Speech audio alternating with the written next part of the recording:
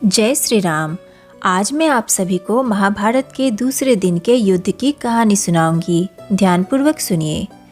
प्रथम दिन के युद्ध में पांडव सेना को पीछे हटना पड़ा तथा कौरवों का हर्ष और उत्साह बढ़ा तो युधिष्ठिर बहुत चिंतित हुए। उन्होंने भाइयों सहित कृष्ण के पास जाकर अपनी चिंता प्रकट की और संन्यास तक ले लेने की इच्छा जाहिर की। श्री कृष्ण ने उन्हें बहुत समझाया और आश्वासन देते हुए कहा कि मैं तथा ये सब राजा आपके हितैषी हैं। ये सभी उपयुक्त अवसर की प्रतीक्षा में हैं। धृष्टद्युम्न जैसे योद्धा आपके प्रधान सेनापति हैं। आप भीष्म पितामह से चिंतित ना हो। आप सबके देखते देखते शिखंडी भीष्म का वध कर डालेगा। धृष्टद्युम्न ने भी युधिष्ठिर को आश्वासन दिया कि मैं द्रोणाचार्य का काल बनकर ही आया हूँ। आज मैं युद्ध भूमि में कौरवों के सभी महारथियों का सामना करूँगा। सब प्रकार से आश्वस्त होकर युधिष्ठिर ने दूसरे दिन के युद्ध के लिए क्रौंचा रूप नामक व्यूह की रचना करवाई। सवेरा होने से पहले ही व्यूह बना और सबसे आगे अर्जुन को रखा गया। शेष दूसरे महारथी अतिरथी आदि क्रौंच के नेत्रों, गर्दन, पंखों, पृष्ठ और पूंछ भाग पर जा डटे। अर्जुन के द्वारा सुरक्षित पांडवों के व्यूह में खड़ी सेना को देखकर दुर्योधन ने भी अपनी सेना का व्यूह बनाया और द्रोण, शल्य, अश्वत्थामा, भूरिश्रवा आदि को यथास्थान खड़ा किया।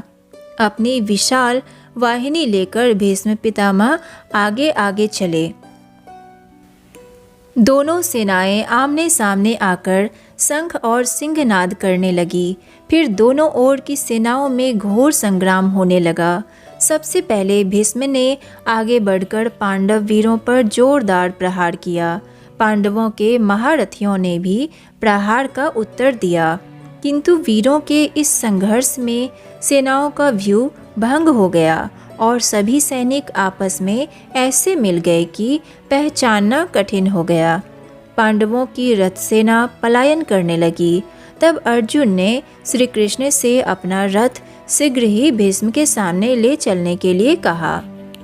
कृष्ण तुरंत ही रथ यथास्थान ले आए। जयद्रथ आदि राजाओं द्वारा सुरक्षित भीष्म ने जब अर्जुन को अपने सामने देखा तो उन्होंने अर्जुन पर आक्रमण की योजना बना ली। एक साथ ही भीष्म ने अर्जुन पर 77 बाण, द्रोण ने 25, कृपाचार्य ने 50, दुर्योधन ने 64, शल्य ने 9, जयद्रथ ने 9 और विकर्ण ने 10 बाणों द्वारा आक्रमण किया और अर्जुन के शरीर को वेध डाला। अपने पूरे साहस और आत्मबल से अर्जुन ने उनका उत्तर दिया और भीष्म पर 50, कृपाचार्य पर 9, द्रोण पर 60, विकर्ण पर 3, शल्य पर 3 और दुर्योधन पर 5 बाण चलाकर उन्होंने घायल कर लिया। उस समय सात्यकी, विराट, धृष्टद्युम्न, द्रौपदी के पुत्र और अभिमन्यु अर्जुन की रक्षा करने लगे। फिर तो घोर युद्ध होने लगा। भीष्म और अर्जुन में बड़ा ही लोमहर्षक युद्ध हुआ। श्री कृष्ण का रथ संचालन अर्जुन की सहायता कर रहा था। यह देखकर भीष्म ने अपने तीखे बाणों से कृष्ण को भी घायल कर दिया। अर्जुन ने तुरंत ही भीष्म के सारथी पर वार कर उसे घायल कर दिया। भीष्म और अर्जुन दोनों में एक दूसरे को परास्त करने में जुटे रहे। उधर द्रोणाचार्य और धृष्टद्युम्न में भयंकर युद्ध होता रहा। कौरवों का पक्ष लेने के लिए आए हुए कलिंगों और निषादों से भीमसेन का संग्राम हुआ। भीमसेन ने अपने महान पराक्रम से शुक्रदेव, भानुमान तथा केतुमान का वध कर डाला तथा उनके बहुत से सैनिकों का भी संहार किया। दूसरे दिन जब दोपहर तक बहुत से हाथी, घोड़े और सैनिक मारे गए तथा अनेक सैनिकों तथा राजाओं का वध हो गया तो अकेले ही धृष्टद्युम्न ने अश्वत्थामा, शल्य और कृपाचार्य को घेर लिया और उन्हें बाणों के प्रहारों से घायल कर दिया। अश्वत्थामा का घोड़ा मार डाला। अश्वत्थामा सर लेके रथ पर चढ़कर वार करने लगा। अब अभिमन्यु भी धृष्टद्युम्न को घिरा देखकर अश्वत्थामा पर प्रहार करने लगा। अभिमन्यु के प्रहारों को झेलना आसान काम नहीं था। उसने कौरवों के वीरों की दुर्गति आरंभ कर दी। इससे घबराकर सभी कौरव वीर एक साथ अभिमन्यु पर टूट पड़े। अपने पुत्र की रक्षा के लिए अर्जुन ने पराक्रम दिखाया। फलस्वरूप कौरवों की सेना के पैर उखड़ गए। भीष्म ने भी संध्या निकट देख सेना को पीछे हटा लेना ही उचित समझा।